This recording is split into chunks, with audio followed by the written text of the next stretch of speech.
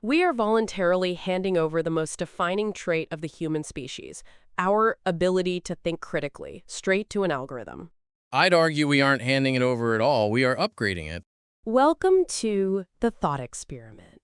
I'm Maya Bennett, and today we're tackling a massive question. Is AI making us smarter, or is it fundamentally making us dumber? And I'm Ethan Cole. Maya, you sound like you're writing our intellectual obituary right out of the gate, but honestly, I see AI as a cognitive exoskeleton. An exoskeleton? Ethan. People can't even navigate their own local neighborhoods without a GPS anymore. Now we're letting AI write our emails and solve our problems.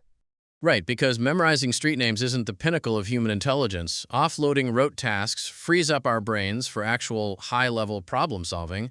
Think about it. Before the printing press, oral tradition was everything. People legitimately panicked, saying books would destroy our memories. Books required you to actually read and synthesize the information yourself.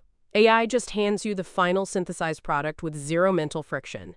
If you never do the heavy lifting of figuring things out, those neural pathways literally atrophy. We become intellectually lazy. It's the equivalent of putting your brain in a wheelchair when your legs work perfectly fine. I hear you, however, that assumes the heavy lifting of mundane research is the only valuable part of the process. What if AI just raises our starting line?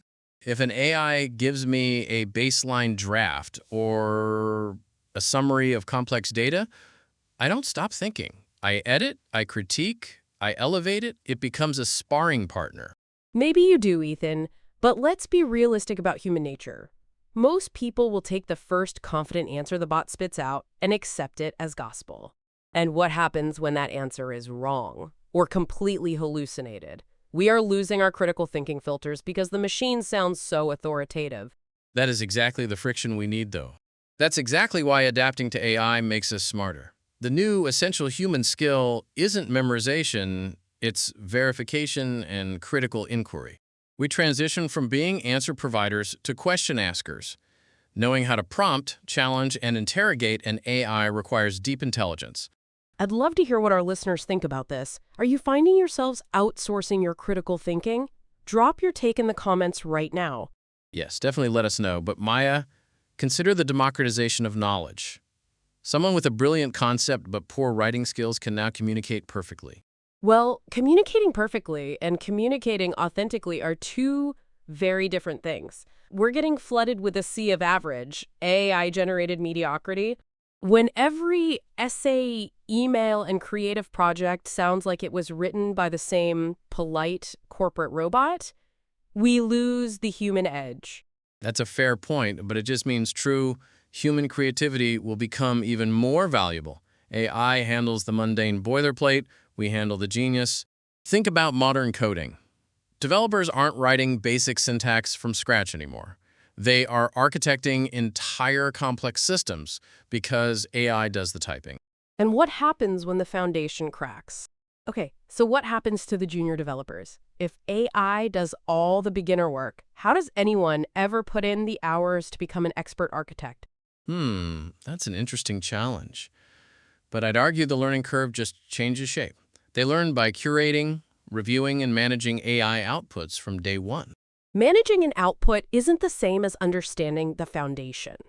If the power goes out or the system crashes, we're totally helpless. But that applies to everything we've built. Look, if the power goes out, we have way bigger problems than whether we can write Python from scratch. Our entire society is built on interconnected technology. We don't know how to forge our own tools or hunt anymore either, but I don't think that makes modern humans dumber than cavemen. We just shifted our focus upward. There's a massive fundamental difference between outsourcing physical labor or farming and outsourcing thinking. Thinking is how we define reality. If we rely on opaque algorithms to summarize the news, draft our arguments, and make our decisions, who is actually running our lives? We are. Because we set the parameters.